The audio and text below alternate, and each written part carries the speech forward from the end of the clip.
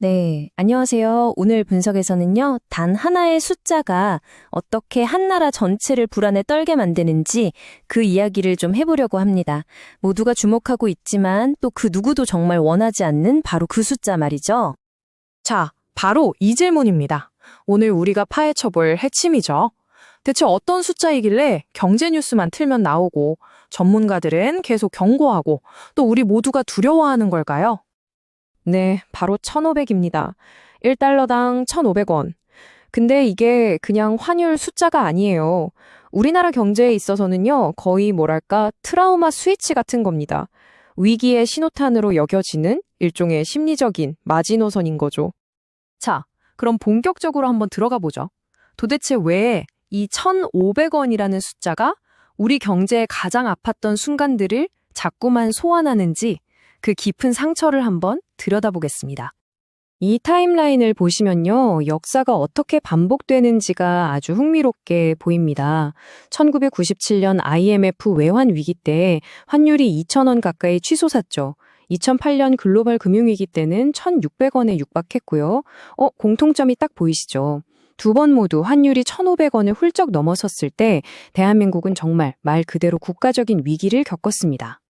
그렇다면 지금 도대체 무엇이 원화를 이 위험한 선으로 다시 몰아가고 있는 걸까요? 이게 한두 가지 문제가 아닙니다. 무려 8가지의 각기 다른 압력이 동시에 작용하는 그야말로 퍼펙트 스톰이 만들어지고 있는 상황이거든요. 와, 이 슬라이드를 보시면 지금 얼마나 복잡한 상황인지 한눈에 들어오실 겁니다. 이 8가지 요인들이 마치 톱니바퀴처럼 서로 맞물려서 원화의 가치를 계속 끌어내리고 있는 거죠. 이 중에서 가장 핵심적인 몇 가지를 좀 더 자세히 짚어볼 텐데요. 결론부터 말씀드리면 이건 국내외에 여러 압력이 복합적으로 작용하면서 원화를 말 그대로 벼랑 끝으로 몰고 있는 그런 형국입니다. 여기서 가장 중요한 포인트는 바로 이겁니다. 사상 최대 폭인 2%포인트의 금리 격차. 이게 무려 39개월째 이어지고 있다는 사실이에요. 돈이라는 게 원래 그렇잖아요. 수익률이 높은 구조로 흐르기 마련이거든요. 그러니 당연히 한국에서 미국으로 자금이 빠져나가는 아주 거대한 힘으로 작용하고 있는 겁니다. 이걸 쉽게 말하면 이런 겁니다. 2022년 이후에요, 우리나라에 풀린 돈의 양, 즉 통화량이 미국보다 거의 7배나 빠르게 늘어났어요. 우리가 한정판 운동화는 비싸게 사지만 만약 그게 대량 생산되면 가치가 떨어지잖아요. 똑같습니다. 돈이 그만큼 흔해졌으니까 원화 한 장의 가치는 떨어질 수밖에 없는 거죠. 이야, 이건 정말 시장의 근본적인 구조가 바뀌었다는 걸 보여주는 건데요.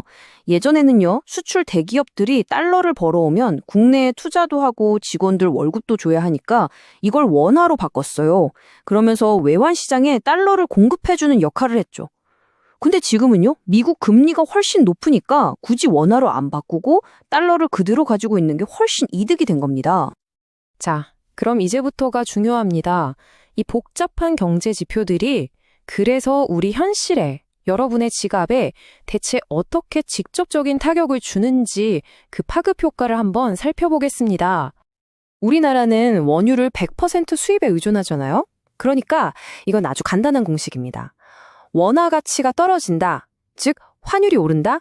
그럼 주유소 기름값하고 겨울철 난방비는 즉시 오를 수밖에 없는 구조인 거죠. 근데 이게 단순히 기름값 문제에서 끝나지가 않아요. 여러분이 매일 마시는 커피의 원두, 아침에 먹는 빵에 들어가는 밀가루, 심지어 우리가 쓰는 스마트폰이나 TV에 들어가는 수입 부품 가격까지 전부 다 환율하고 직결되어 있습니다. 결국 우리가 쓰는 거의 모든 것의 가격이 오른다고 봐야 하는 거죠. 이 강력한 한마디가 모든 걸 설명해 주는 것 같습니다.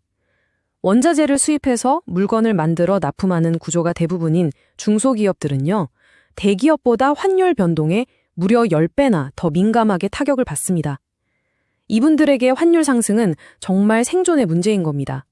이 표를 보시면 그 불균형한 고통이 얼마나 극명하게 드러나는지 알 수 있습니다. 똑같이 환율이 올라도요, 대기업의 영업이익률은 0.29% 정도 감소하는 데 그치지만 중소기업은 무려 3.6%나 급락합니다. 이 충격의 크기가 10배 이상 차이가 나는 거죠. 자, 이번엔 외국인 투자자 입장에서 한번 생각해 볼까요?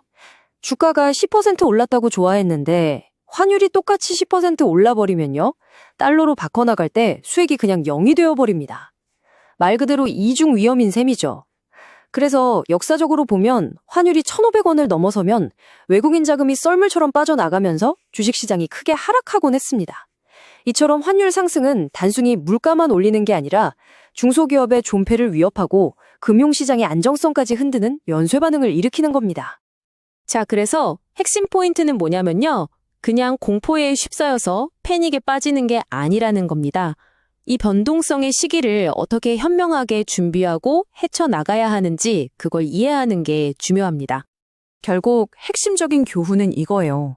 공포에 휩쓸리는 그런 마인드셋에서 벗어나서 전략적으로 준비하는 자세로 전환해야 한다는 거죠. 예를 들면 꾸준히 현금 흐름을 만들어주는 배당주 같은 자산을 확보하고 또 달러나 금 같은 안전자산으로 위험을 분산하는 그런 지혜가 필요한 시점입니다. 네, 그래서 이 슬라이드는 우리 모두에게 아주 중요한 질문을 던지고 있습니다. 오늘 우리가 살펴본 여러 요인들을 제대로 이해한다면 지금 이 상황이 그냥 손 놓고 바라봐야 할 피할 수 없는 재앙이 아니라 올바른 전략으로 충분히 헤쳐나갈 수 있는 관리 가능한 리스크라는 것을 알 수 있습니다. 여러분은 어떻게 대비하시겠습니까?